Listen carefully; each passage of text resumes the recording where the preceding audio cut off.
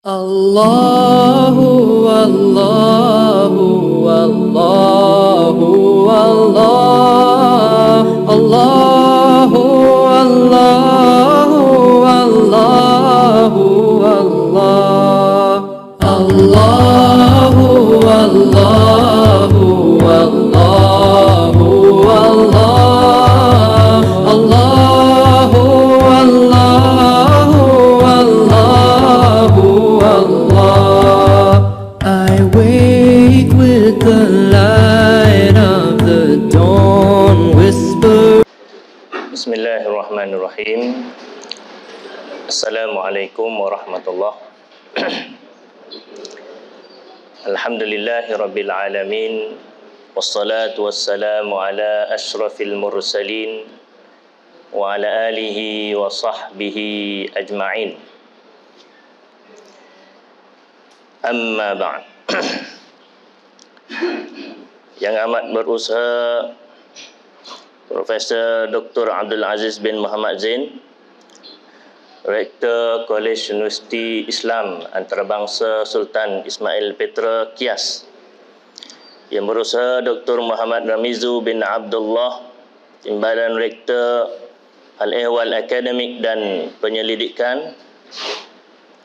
Yang berusaha Dr. Lina Malini binti Ma'nafi, Timbalan Rektor Hal Ehwal Pelajar dan Alumni, serta tidak dilupakan rakan-rakan sejawat muslimin muslimat yang dirahmati Allah sekalian.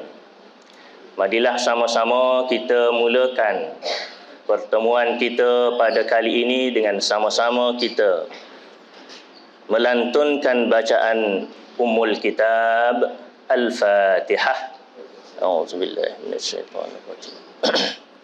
Bismillahirrahmanirrahim. Alhamdulillahi rabbil alamin. Ar-Rahmanir Rahim. Maliki yaumiddin. Iyyaka na'budu wa iyyaka nasta'in. Ihdinas siratal mustaqim.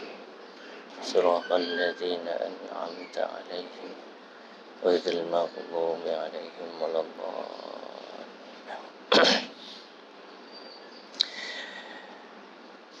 Alhamdulillah, bersyukur kita kepada Allah Subhanahu wa taala kerana pada pagi ini kita dapat bersama-sama dalam majlis yang mudah-mudahan dipenuhi dengan rahmat serta keberkatan daripada Allah Subhanahu wa taala.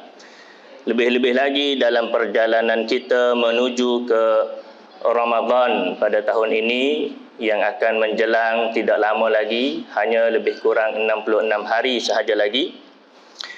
Dan antara persediaan yang dapat kita lakukan pada pagi ini untuk itu ialah sama-sama kita membaca dan mentelaah satu surah daripada Al-Quran, iaitulah surah Al-Bayyinah. Kita sama-sama baca dan kita sama-sama dengar terjemahannya dan dengar pula kupasan serta komentar yang boleh kita ambil pengajaran daripada surah Al-Bayyinah.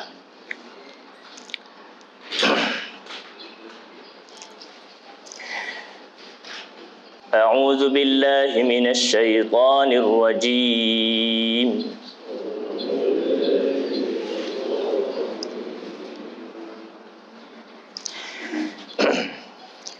Sebelum terlupa, minta maaf. InsyaAllah bacaan pada pagi ini akan dibaca menggunakan riwayat Al-Imam Al-Kisai. Al-Imam Al-Kisai. Bismillahirrahmanirrahim.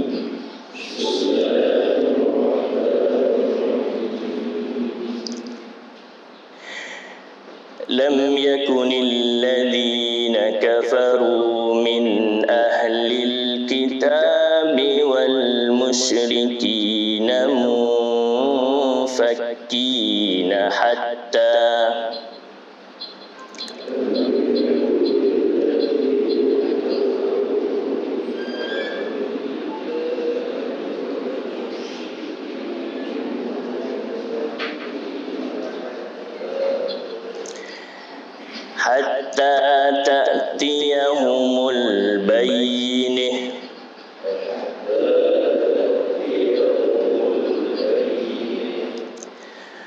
رسول من الله يتلو صحفا مطهرة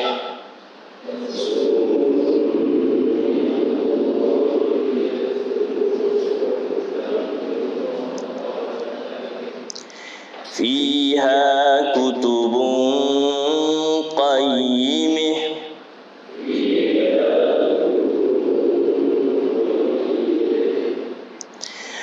وما تفرق الذين أوتوا الكتاب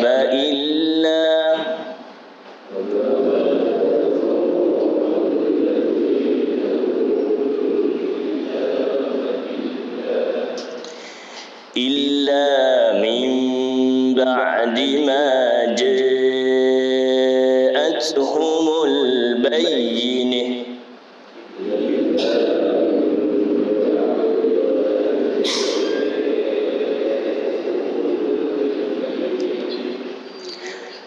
وما أمروا إلا ليعبدوا الله مخلصين له الدين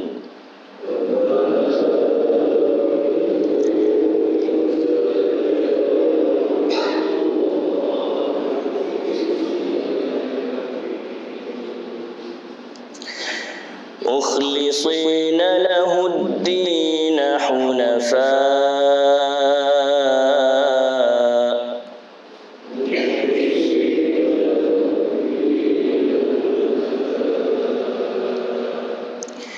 ويقيموا الصلاة ويؤتوا الزكاة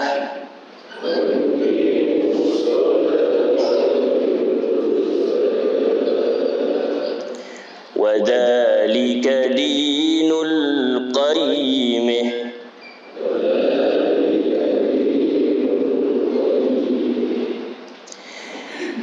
إن الذين كفروا من أهل الكتاب والمشركين في نار جهنم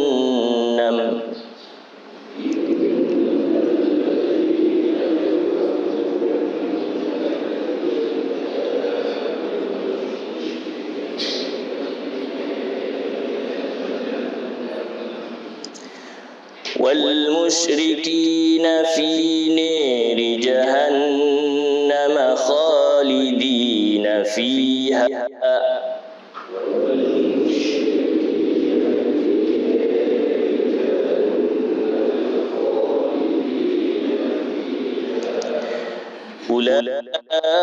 أولئك هم شر البرية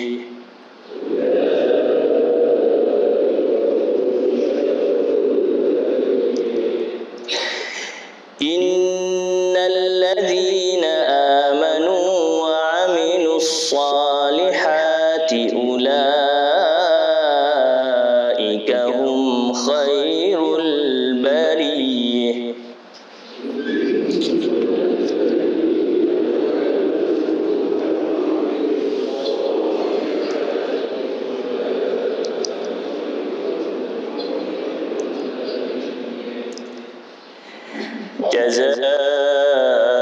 جزاؤهم عند ربهم جنات عدن تجري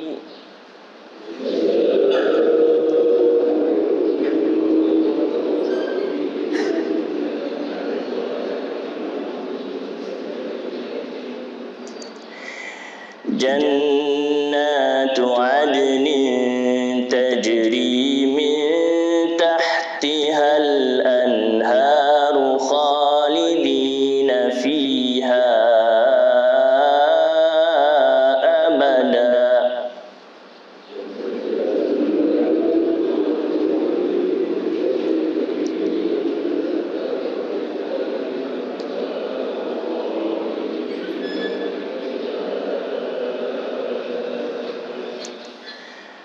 رضي الله عنهم ورضوا عنه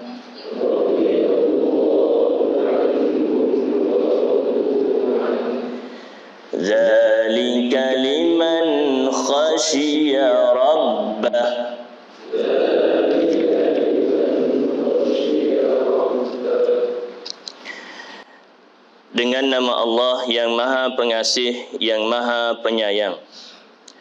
Orang-orang yang kafir dari golongan ahli kitab dan orang-orang musyrik tidak akan meninggalkan agama mereka sampai datang kepada mereka bukti yang nyata, iaitu seorang rasul dari Allah Ta'ala, yakni Muhammad sallallahu alaihi wasallam, yang membacakan lembaran-lembaran yang suci, yakni Al-Quranul Karim.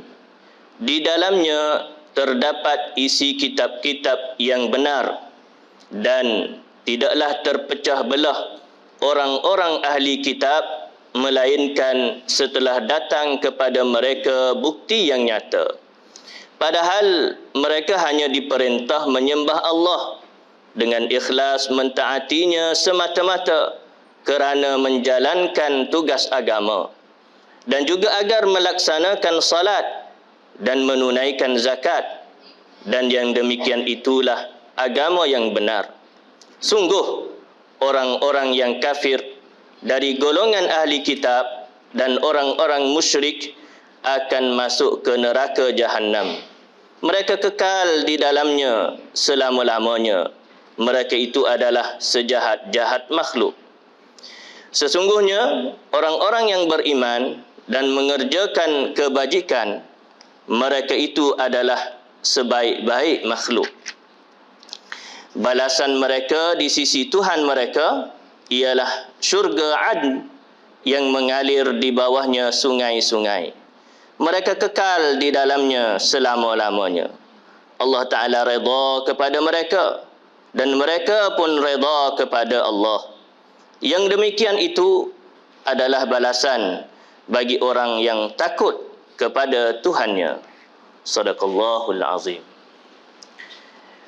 Muslimin muslimat yang dirahmati Allah, seterusnya marilah sama-sama kita mendengar kupasan dan komentar yang akan disampaikan kepada kita oleh Al-Fadil Tuan Rektor kita. Dengan itu majlis menjemput dan mempersilakan. A'udzubillahi minasyaitonirrajim. Bismillahirrahmanirrahim. Assalamualaikum warahmatullahi wabarakatuh. Bismillah. Wa bihi nasta'in.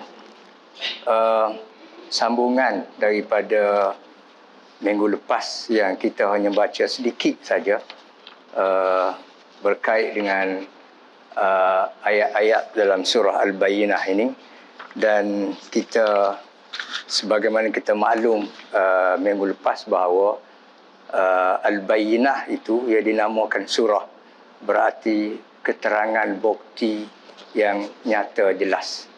Bukti yang dibawa itu adalah suatu keterangan yang nyata dan jelas, yang tidak boleh ditolak lagi. Jadi itu pengertian asas dari sudut nama surah itu, sebagaimana kita jelas minggu lepas. Minggu ni kita sambung sedikit yang kita sebut juga minggu lepas bahawa orang-orang musyrikin yang terdiri daripada orang musyrikin sendiri, ahli kitab, terdiri daripada Yahudi, Nasrani, yang pentingnya kumpulan orang bukan Islam, yang menolak Islam, sama ada dia musyrikin, ahli kitab atau sebagainya.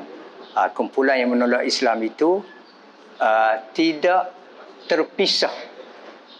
Yang jadi peliknya kini, tidak terpisah, sehingga mereka itu memegang pegangan mereka itu yang telah mereka biasakan sejak daripada dulu turun-temurun. Mereka pegang, tak terpisah, tak terkeluar. Mumfakin itu tak terpisah, tak tertinggal, tak terkeluar. Mereka tak tinggal kecuali sehingga sampai keterangan. Mereka bukti, sampai bukti. Mereka masih pegang sehingga sampai bukti. Tapi apabila sampai bukti yang jelas, mereka masih ikut. Kita kata kalau biasanya saya ni masih bodoh, kecuali setelah saya belajar. Dan setelah belajar cerdiklah, contohnya lah. Begitu. Ni saya masih bodoh, kecuali setelah belajar. Dan setelah belajar pun masih bodoh. Macam mana ni? Artinya pergi kiri pun kena, pergi kanan pun kena. Arti tidak terpisah, tak terkeluar, tidak tertinggal daripada pegangan mereka kecuali setelah datang keterangan yang kukuh. Al-Bayyinah tadi. Itu ayat yang pertama. Keterangan itu dibawa oleh Rasul. Yang memang ayat kedua itu Rasul yang membaca surah-surah mutahharah. Yang terdapat di dalamnya wahyu ataupun kita sebut sekarang ni Quran lah yang tinggi mutunya. Itulah keterangan Bayyinah tadi. Tapi wa ma tafarraqal ladzina utul kitab illa min ba'di ma ja'atumul bayyinah. Mereka tidak akan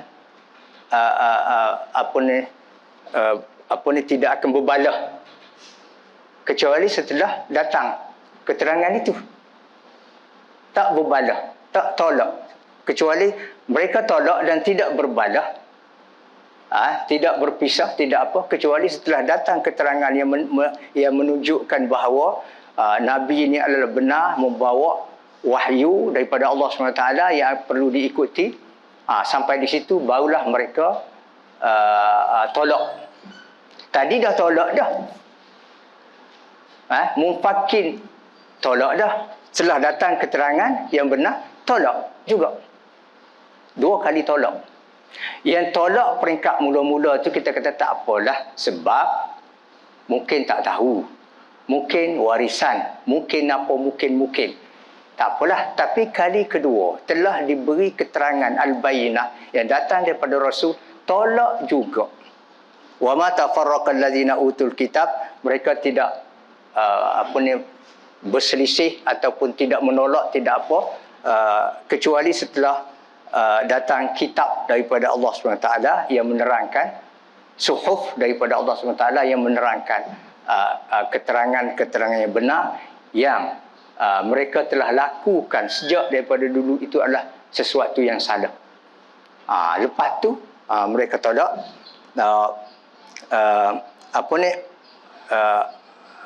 wama umiru, dan tidaklah mereka sedangkan apa yang disuruh itu bukan hanya perkara yang bahaya, bukan perkara yang pelik.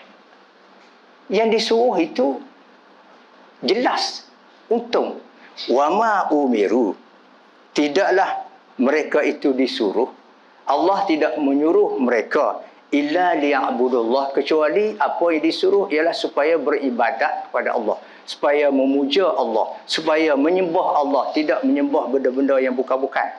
Patung-patung apa ni macam-macam, batu ke apa ke, tidak menyembah itu. Apa guna sembah itu? Yang disuruh ialah memperhambakan diri kepada Allah sebagai pencipta yang menjadikan manusia dan yang mengurus tadbir segala alam ini. Itu yang disuruh tu, sembah Allah, bukan benda yang tak betul. Tapi walaupun yang disuruh itu betul, tapi tetap ditolak. Itu masalah manusia. Kalau kita agak nak contoh agak, aku nasihatmu ni bukan benda pelik, bukan benda yang salah. Aku suruh mu buat baik kepada ibu bapa. Contohnya, aku suruh ni supaya mu ambil cara ke ibu bapa. Jangan duk biar, jangan duk tinggal begitu tak tahu ke mana ibu bapa. Bukan benda yang itu, benda yang betul. Tapi tolak juga, marah juga kepada aku yang suruhmu demikian.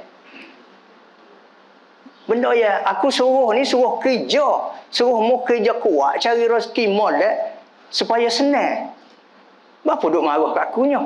Bukan suruhmu curi, mu duk cari itu dah. Ini pun lebih kurang sama. Wa ma umiru illa liya'budullah. Apa yang disuruh oleh Allah SWT dalam wahyu yang dibawa oleh Nabi SAW ialah liya'budullah mukhlisin, memperhambakan diri kepada Allah, menyembah Allah, beribadat kepada Allah, mukhlisin lahuddin, dengan secara jujur ikhlas. Hunafa, yang suci, yang suci asli. Agama ni agama yang suci asli. Wa yuqimus salah, dan supaya kamu mendirikan sembahyang. Itu yang disuruh. Benda-benda molek. Wa yu'tuna zakah, dan memberi zakat. Itu yang disuruh, benda-benda molek. Wa zalika dinul qayyimah. Itulah agama yang benar, yang betul, yang tinggi kedudukannya. Jadi sekaligus kita rasa pelik lah. Sebab yang disuruh itu benda yang molek-molek. Berapa nak tolak? Kalau pejabat kita kata, kita suruh ni awak mari awal, kerja dengan molek. Berapa nak marahnya? Suruh benda-benda molek. Berapa nak marah? Ya.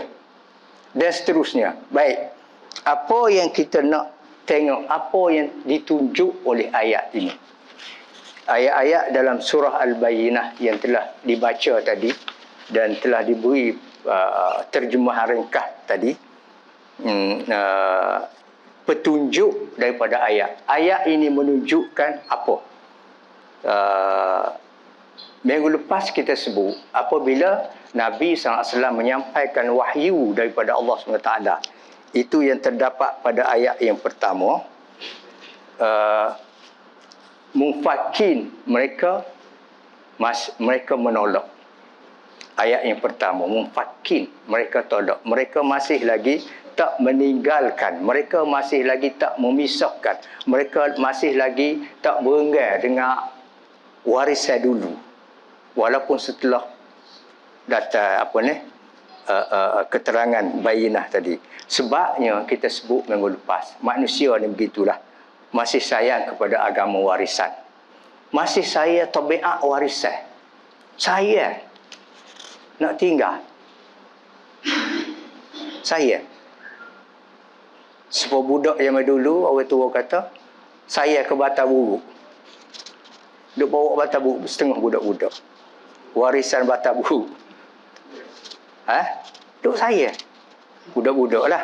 Tapi melarat ke orang tua. Saya kepada suatu benda warisan yang merugikan. Masih sayang kepada warisan yang dipercayai sejak turun-temurun. Kemudian lahir hasad dengki.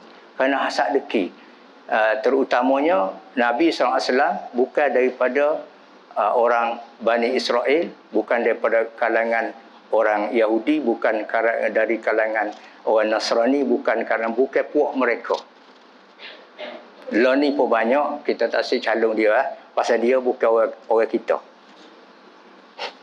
Orang lain tu, kapur lain. Kita nak orang kapur kita, puak-puak kita. Walaupun orang lain tu molek, lebih molek, tapi tak say. Itu tabiat manusia. Dia tengok kepada sentimen dia macam tu.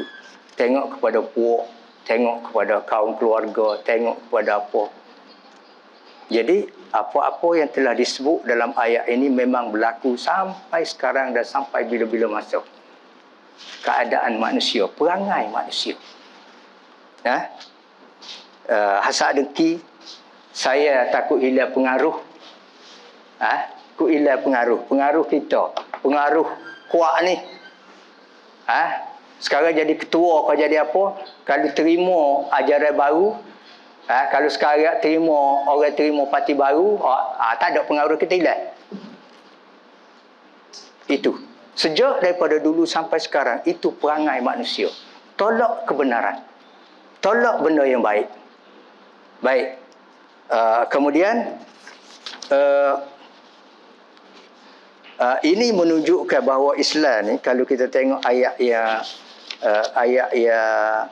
pertama dan kedua, ayat bermula dengan lam yakunil ladzina kafaru dan ayat rasulun minallahi yatlu suhufan mutahharah. Kedua-dua ayat ini menunjukkan bahawa Islam itu bergantung kepada keterangan bukti yang benar. Islam itu berdasar kepada keterangan dan bukti yang benar yang boleh meyakinkan. Itu Islam. Islam berdiri atas tu, bukan atas warisan. Ada setengah tu masuk Islam tapi tak tahu apa sebab dia warisi. Dia Islam tu kerana ibu bapa dia orang Islam, maka dia pun Islam. Islam gitulah. Tak ada benda-benda yang boleh membentuk diri dia yang berdasar kepada keterangan dan bukti yang jelas. Dia ikut sampai ke mati. itu adalah salah. Kita terima sesuatu benda berdasar kepada bukti yang jelas. Baik, tak apalah kalau masa kita kecil dulu kita tak tahu bukti itu sebab kita kecil, kita ikut ya. Ibu bapa kita begitu pergi ke masjid, kita pergi ke masjid. Ibu bapa kita begini, kita ikut. Tak apalah. Tapi sampai satu tahap, sampai satu masa, kena carilah bukti itu. Ya, saya boleh meyakinkan kita bahawa apa yang kita ikut ini adalah suatu kebenaran yang perlu diikuti. Kalau masa kecil kita tak belajar, tak apalah. Tapi masa besar pun tak belajar. Sebab dalam belajar itu satu daripada perkara yang membawa kepada bukti dan keterangan yang jelas yang terdapat dalam Islam. Belajar. Tapi kecil tak belajar, besar pun tak belajar. Saya ingat sampai mati. Dan ramai orang Islam begitu. Ya. Masa kecil tak sunat. Pasal cucu saya baru sunat. Masa kecil tak sunat, tak apalah. Ni tua umur 30 tak sunat lagi.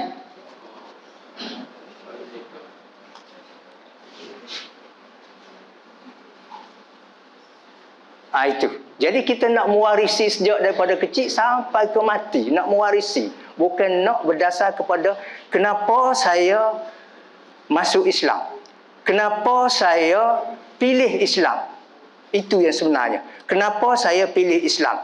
Masa kecil tak timbullah masalah ni sebab kita masuk Islam. Bukan kerana pilihan kita sendiri tapi ibu bapa kita mewarisi. Tapi dah setelah besar kita kena fikir kenapa saya pilih Islam. Kenapa saya masuk Islam? Kenapa saya menjadi seorang Islam? Mesti ada satu jawapan yang jelas. Setiap orang. Sebab tu disuruh belajar. Baik. Dia keterangan bukti dia dia berganding antara fikiran yang asli dengan wahyu. Dia berganding dua tu. Dia tidak kata wahyu saja tanpa memberi peluang kepada pemikiran untuk sama-sama mencari bukti. Tapi maksud fikiran di sini fikiran yang betul lah, fikiran yang asli. Jangan fikiran yang tak betul lah, fikiran yang telah terseleweng, tak mahulah. Fikiran yang asli, itulah pemikiran manusia. Misal kata fikiran yang terseleweng ni kan, budak. Misal kita kata budak dada. Dia seleweng dia, aku mesti sak dada. Fikir budak-budak suka mengetek, suka curi.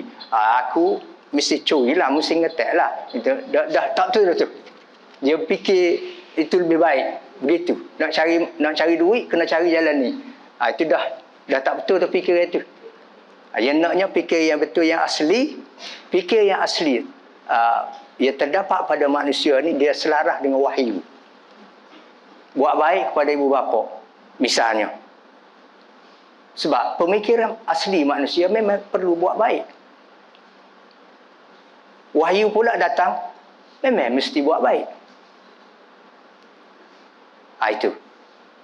Belajar, mesti belajar. Memanglah pemikiran manusia yang asli itu mesti belajar sebab ilmu dia tak mari sendiri. Dia mesti cari. Sebab tu kita talibul ilm. Mencari ilmu, menuntut ilmu. Lepas tu wahyu mari pun supaya belajar, mencari ilmu. Dia selaras di antara itu. Kasih sayang kepada keluarga. Si suami hendaklah kasih sayang kepada si isteri. Memang pemikiran aslinya macam tu. Mari wahyu pun kena macam tu juga. Si isteri hendaklah kasih sayang kepada si suami. Memang pemikiran aslinya macam tu. Mari wahyu pun kena. Itu gandengan di antara pemikiran yang betul. Itu yang asli itu dengan wahyu itu dia sama. Dia tak bercanggah. Ada setengah kata Islam bercanggah, tak bercanggah dengan fikiran.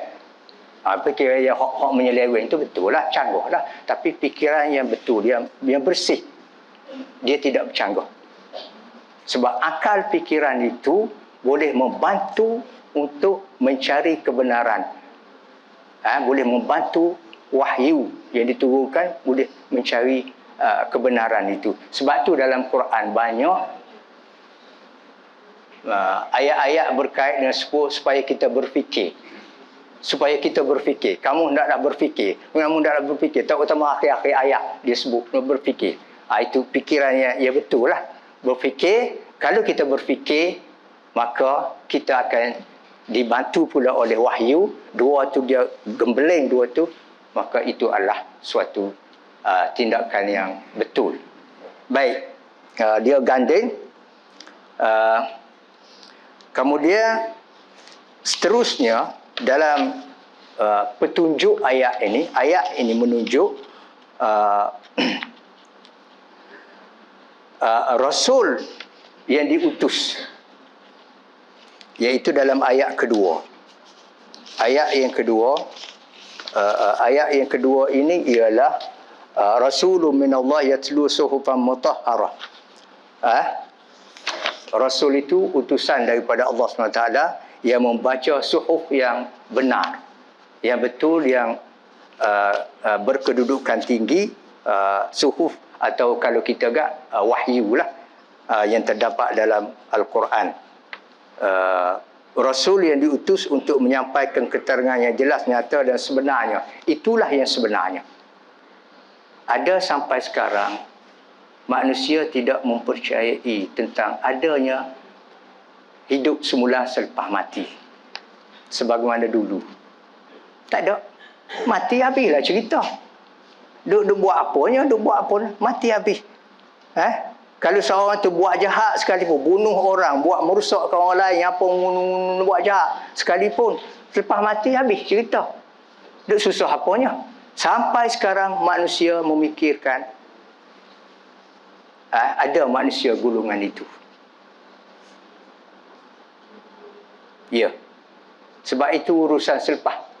Itu. Sebab tu manusia ramai yang tak berubah. Tapi kalau kita orang Islam telah diberi keterangan yang nyata bahawa manusia akan hidup semula untuk menerima pembalasan. Siapa yang buat kerja baik, buat kerja banyak, maka dia akan dapat baik dan dapat banyak. Siapa yang buat kerja buruk dan siapa yang buat kerja buruk dan banyak orang buruk tu, maka dia akan dapat buruk banyak. Itu telah diberi keterangan yang nyata kepada kita tentang perkara itu, yang kita mesti percayai dengan sebenarnya, sebab itu akan berlaku. Ya, nanti kita akan baca fa amma man saqulat mawazinuh wa amma man khaffat mawazinuh. Siapa yang berat timbangan hak molek, maka dia akan dapat keuntungan yang besar. Siapa yang ringan hak timbangan hak molek, dapat 50 ke bawah lah kita kata, markah dia akan mengalami penderitaan yang besar. Jadi apa yang kita dapati nanti bergantung pada apa yang kita lakukan sekarang. Sebab itulah saya selalu sebut yang kita buat kerja, dia panggil buat kerja sehari tengah hari ni, biar masuk dalam amal soleh. Kalau tak masuk dalam amal soleh apa yang kita buat, maka kita rugi besar. Sebab terutamanya kita bekerja, misal kita kata contoh di Kias ini, berapa jam, kalau tak masuk dalam amal soleh, Allah, rugi besar. Kita kata 8 jam. 8 jam kosong, misal kita kata. Kalau setakat kosong boleh kira lagi. Ada dosa pula di sini, celah-celah tu. Duk kecek kawan tu, duk kecek kawan ni. Contohnya. Jadi kita mesti ambil peluang tu. Maka kalau kita nak masuk dalam kerja-kerja amal soleh, kita kena niat molek, kena buat molek. Tak kira lah. Kerja apa? Kerja mengajar ke, kerja pejabat ke, kerja apa ke, kerja... Ya. Dan jangan kita ingat, Jangan kita ingat semaya pun boleh mendatangkan pahala, bukan sebarang semaya. Wailun lil musallin, celaka besar bagi orang semaya. Jangan main-main. Bukan semua semaya tu boleh membawa kepada pahala. Kalau tak kena, semaya sekalipun, puasa sekalipun, boleh membawa kepada dosa. Kena jaga molek. Artinya kalau kita buat, nak masuk ke dalam amal ibadat yang kita buat, nak masuk dalam amal solat, maka kena buat molek. Ikut peraturan, ikut syarat dia. Supaya benda tu boleh dimasukkan. Akan menjadi suatu amal solat yang akan mendapat ganjaran yang besar. Kalau tak masuk, semaya sendiri pun, wailun, celaka besar. Setengah dulu dia terjemah neraka wil bagi orang yang semaya. Orang semaya macam mana? Tengoklah terjemahan daripada ayat tu. Zakat pun macam tu, puasa pun macam tu, haji pun macam tu. Itu dia. Jadi kita kena buat molek supaya benda tu betul dan diterima oleh Allah SWT. Kalau kita nak masukkan apa yang kita buat di tempat kita kerja ni menjadi dimasukkan dalam amal solat, maka kena buat molek, kena buat betul, kena niat molek, kena niat betul gapo-gapo, buat molek. InsyaAllah akan masuk, maka kita akan dapat keuntungan. Kalau tidak, kita rugi. Baik.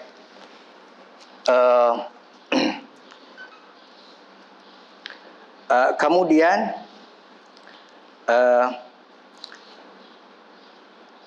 ayat yang keempat. Ayat yang keempat, wa ma tafarraqal ladzina utul kitab illa min ba'di ma ja'atuhumul bayyinah. Mereka tidak berpecah. Mereka tidak menolak orang bukan Islam tadilah, orang musyrikin, orang ahli kitab tidak menolak, tidak berpecah kecuali setelah datang keterangan. Itulah kita kata mereka tu masih mewarisi pegangan dulu kerana tak sampai bayinah, tak sampai keterangan. Apabila sampai keterangan pula, bawa kepada perpecahan, membawa kepada mereka tolak. Jadi kalau kita bercakap 2 kali 5, jadi benda ni kenapa susah nak terima, walaupun apa-apa keterangan itu dibawa oleh Nabi SAW, oleh Rasul sendiri yang menerima, yang membawa wahyu daripada Allah SWT. Apa yang susah nak terima? Kita sebut tadi ada 3 sebab di antaranya. Artinya mereka dah biasa. Ini menunjukkan orang bukan Islam dan manusia ini kalau dah biasa dengan sesuatu benda, dia susah nak tinggal benda tu. Susah nak tinggal. Orang yang terbiasa dengan kesalahan, tidak terasa dengan kesalahan yang dilakukan. Orang peseng suka kata kat orang, dia berasa selesa. Kalau tak kata kat orang tak sedap. Sebab dia biasa macam tu. Nak tinggal tak boleh. Orang biasa ngetek budak-budak lah. Dia tak ngetek, tu tahu tak? Curi cara kecil-kecil. Orang biasa ngetek budak-budak. Ngetek. Kalau nak tinggal tak boleh. Kalau kita teruk lagi gak, kita kata orang biasa isap okok. Bukan mudah nak tinggal tu. Hak teruk lagi, orang biasa dadah. Dah ketagih. Bukan mudah nak tinggal tu. Itu dia. Jadi biasa. Biasa ni sebab tu kita kita sebut Allah bisa kerana biasa. Allah bisa. Benda tu bahaya, benda gapo, tapi tak jadi kerana biasa macam tu.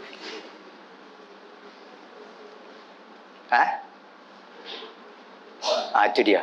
Jadi kalau kita pergi kursus pun selalu disebut supaya kita tak terbiasa dengan benda-benda yang tidak berfaedah.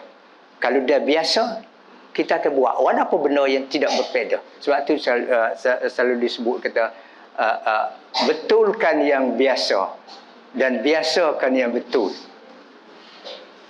Betulkan yang biasa. Hak biasa kita buat tu biar betul molek. Dan biasakan yang betul. Biasa, kita cuba biasakan diri kita dengan benda yang betul. Jangan biasa begitu saja. Salah tak salah pun nak buat biasa. Dia kalau dah kita biasa, kita rasa tidak salah. Orang suka rasuah misal. Dia rasa tidak apa-apa, tak ada apa-apa. Rasuah tak ada apa-apa. Tidak rasa salah. Orang suka duk kata kat orang suka duk mengupak, tak ada apa-apa. Tak salah, duk rasa tak salah. Itu. Awas daripada biasa. Pasti molek dulu. Bayinah molek dulu. Beri keterangan, cari keterangan yang jelas, benda ni molek ke tidak. Dan setelah jelas bayinah tu molek, maka biasalah dengan molek. Biasakanlah dengan biasakan yang betul. Dan betulkan yang biasa. Itu kita nak. Sebab kalau dah biasa, bahaya. Kita tak nampak. Kalau orang yang biasa mari lewat misalnya, sedap. Jadi supaya ni dah biasa lagu tu. Nabi bawa wahyu baru. Tak leh ni, tak leh gini. Marah ke Nabi dah lah, marah lah. Biasa cincai. Bahasa cincai dalam kerja. Sedap. Tak ada kedar benda tu sedap. Dah biasa. Berasa tak ada apa-apa. Okey. Dia biasa budak-budak, biasa semaya tu tak sepuluh apa, puaya kena patu, puaya makan padi. Tung. Dia biasa gitu. Dia sedap lah gitu. Pergi semaya dengan imam di masjid gapo lambat imam Allah lambat bukan dia ngepek lah. Biasa macam tu. Awas daripada biasa yang bukan dalam bayinah, dalam wahyu. Dan hendaklah kita biasakan dengan yang betul. Baik. Itu adalah terdapat pada ayat yang ke-4. Kita boleh, ayat ini menunjuk perkara itu pada ayat yang ke-4. Sebab tu berlaku tolak menolak. Tolak. Walaupun dibawa oleh Nabi SAW, wahyu daripada Allah SWT, tapi dia tolak sebab di antaranya sebabnya selain daripada tadi hasak deki ke gapo warisan ke, sebab dia biasa dengan benda tu. Nak tolak benda biasa ni payah. Nak tinggal benda biasa ni payah. Okey. Berikutnya ayat yang ke-5, wa ma umiru illa liya'budullaha mukhlishina lahuddin hunafa. Allah hanya menyuruh apa yang disuruh oleh Allah, tidaklah disuruh. Allah tidaklah menyuruh kecuali memperhambakan diri kepada Allah, beribadat kepada Allah. Molek betul lah. Betul lah tu.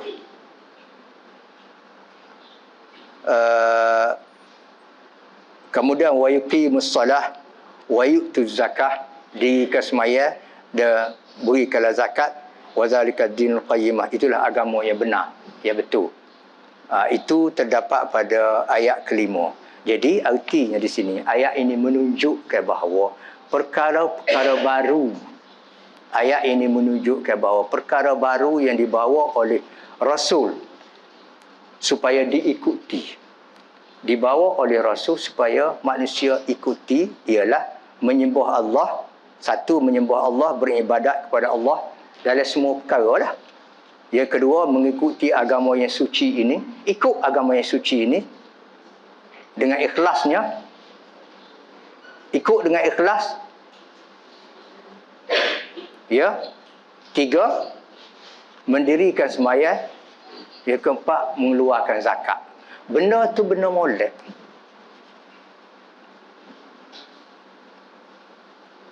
Itulah agama yang benar. Ayat yang kelima menunjukkan benda yang disuruh, yang dibawa keterangan oleh Nabi SAW dalam 4 perkara ni, itulah keterangan yang benar, agama yang benar, dengan bukti yang dibawa oleh Rasulullah SAW bahawa itu adalah wahyu daripada Allah Subhanahu Wa Taala. Itu ayat yang ke-5. Kemudian ayat yang ke-6 pula, golongan yang hanya, ayat ke-6 ini, innal ladzina kafaru min ahlil kitab, golongan kafir yang terdiri daripada ahli kitab, Yahudi Nasrani, wal musyrikin, orang musyrik, puja tu puja ni gapo gitu gini, maka jawab adanya, fi nari jahannam khalidina fiha ulaika hum syarrul bariyah. Mereka ni akan kekal dalam neraka selama-lama, dan mereka ini, ulaika, dan mereka ini, hum, adalah mereka yang sejahat-jahat makhluk. Syarrul bariyah, sejahat-jahat makhluk. Kita nampak di sini sebab golongan yang mengikuti warisan, Tuhan beri kepada manusia pemikiran supaya berfikir. Itu kelebihan manusia, supaya berfikir. Sebab tu kita kata tadi, pemikiran yang asli, yang benar, dia selaras dengan wahyu. Tuhan beri pemikiran kepada manusia, dan Tuhan tunjuk jalan. Bapa duk tolak, fikirlah. Apa yang dibawa melalui Nabi SAW ni, suruh tu, suruh ni, jangan buat tu, jangan buat ni. Apa yang dibawa dalam benar ke tidak, ataupun betul ke tidak, ataupun berfaedah ke tidak, gitu ke tidak. Ya. Benar, betul. Di antara binatang dalam Islam ni, ada dua yang dia masuk dalam, kalau kita mazhab kita kan, najis, apa ni, mughallazah, kan? Anjing dengan babi. Bakpo. Cuba tanya fikiran sikit, bakpo. Babi, anjing. Anjing di antara saluran ejen kepada penyakit. Terutamanya penyakit apa? Kalau kita dulu kita panggil penyakit anjing gila. Ejen kepada penyakit, yang menjadi ejen untuk membawa penyakit. Supaya nyamuk Aedes lah. Nyamuk Aedes itu ialah ejen kepada penyakit denggi. Sebab tu ditolak nyamuk Aedes. Ada, kita Kelantan panggil gok-gak. Ada gok-gak, apa ni, ada jetik-jetik dalam bekas kawasan rumah. Kena denda tu. Kalau Kelantan 500 kena denda. Padahal jetik-jetik tu akan jadi nyamuk. Kau mungkin kena suruh kau anak kita. Sebelum tu lagi, sebelum jadi nyamuk lagi. Mungkin tak pasti akan jadi nyamuk. Kalau jadi nyamuk pun dia ketik sekali, ketik orang yang tidak ada denggi. Tak ada apa-apa. Tapi dah kena denda. Artinya nak mengelak suatu pengawasan, nak mengelak daripada bahaya. Anjing ada. Kalau dulu anjing gila, penyakit anjing gila, dia menjadi ejen. Sebab kita tak tahu anjing tu depan kita tu ada penyakit ke tidak, kita tak tahu. Supaya kat nyamuk Aedes. Hak yang atas itu kita tu masuk ke lambu kita tu ada denggi ke tidak, tak tahu. Walaupun begitu, oleh kerana dia ni merupakan ejen, kita buat. Siapa yang error kena denda. Babi sama juga, ejen kepada penyakit. 2-3 hari lepas pula pindah.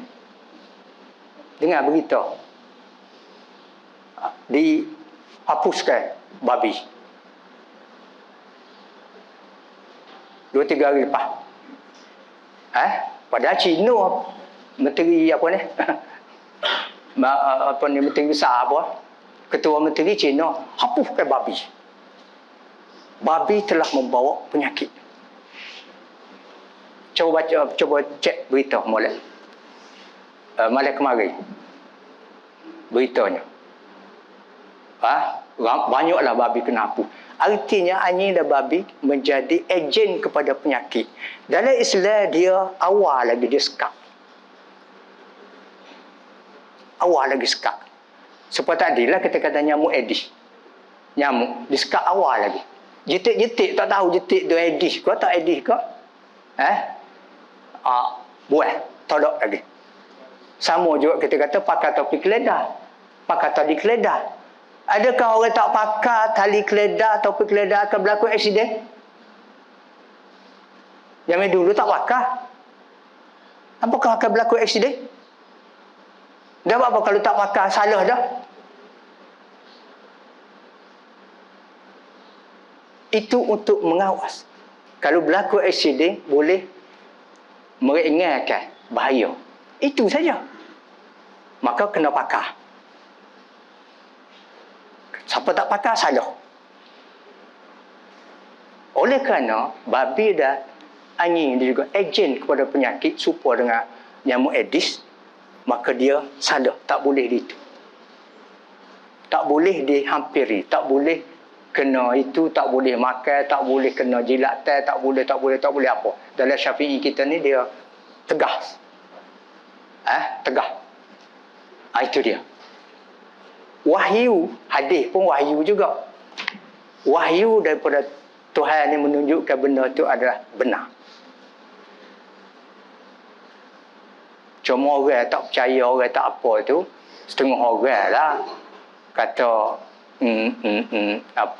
ulama kita telah mengharamkan rokok sekarang lah. Rokok zaman dulu. Rokok sekarang telah mengharamkan rokok sekarang, kata setengah orang, apa lah ni. Benda macam ni pun diharamkan apa rokok ni. Tak ada apa-apa. Itu. Dia nak halang. Letak pagar awal-awal lagi. Sebelum kita lah kita kata al-wiqayatu khairum minal ilaj. Pengawasan. Pagar awal-awal tu mengawal itu lebih baik daripada mengobati. Nanti nak kena dah. Kena dah barulah nak. Tak boleh. Kawal peringkat mula-mula. Itulah Islam. Dia tak mula-mula tu, tak pagar mula-mula. Sebab tu ramai juga orang tak boleh terima tapi bukan tak boleh terima semua. Bawa senjata api dengan peluru berapa, bawa pistol ke, kena tangkap, hukum gantung tu. Padahal tak bunuh orang lagi, tak apa orang lagi. Tapi itu sebagai satu kawalan. Sepertilah nyamuk Aedes lagi. Sebagai suatu kawalan. Dan Islam banyak hukum hakal dia dalam bentuk kawalan. Jangan nak sapa gung barulah nak beringat, tak boleh. Okey. Baik.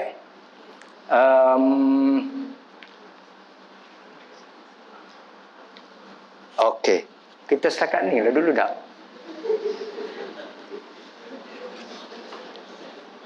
Setakat ni lah dulu. Kita sambung insya-Allah minggu depan. Kita berhenti kepada ayat yang ke-6 tadi. Mengikuti warisan bahaya.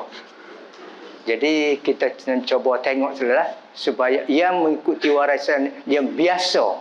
Ayat ini menunjukkan orang yang biasa dengan sesuatu kebiasaan dan suatu perbuatan itu susah nak tinggal.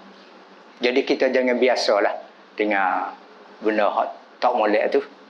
Supaya kalau kita nak tinggal pun oleh kerana tak biasa lagi, kita boleh tinggal dengan mudah. Dan berlaku kepada orang Islam sekarang ni benda-benda macam ni. Okey. Kita setakat ni. Aqulu qawli hadza wa astaghfirullahal azim li wa lakum. Wassalamualaikum warahmatullahi wabarakatuh. Terima kasih kepada Al-Fadhil